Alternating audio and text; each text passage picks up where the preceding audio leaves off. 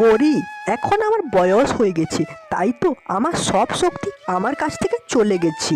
এখন আমি আর কারো ইচ্ছে পূরণ করতে পারি না, কিন্তু আমি সেই কালো মেয়েটির ইচ্ছে পূরণ করতে চাই। সে অনেক কষ্টে আছে। এটা তো খুবই গুরুত্বপূর্ণ সমস্যা, কিন্তু তুমি চিন্তা করো না, আমি তোমাকে সাহায্য করব।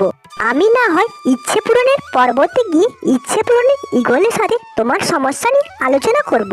তুমি সত্যি আমাকে সাহায্য করবে? তুমি তো সবার সাহায্য করো, আমি তোমার সাহায্য না করে কি করে থাকি বলো? এখন তুমি আর কাঁদো না, আমি কিন্তু খুব তাড়াতাড়ি ফিরে আসবো।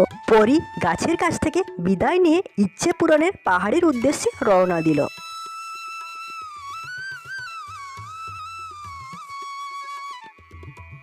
অনেকটা দূর যাওয়ার পর একটি পাহাড়ে একটি ইচ্ছে পূরণের ঈগলকে দেখতে পেল।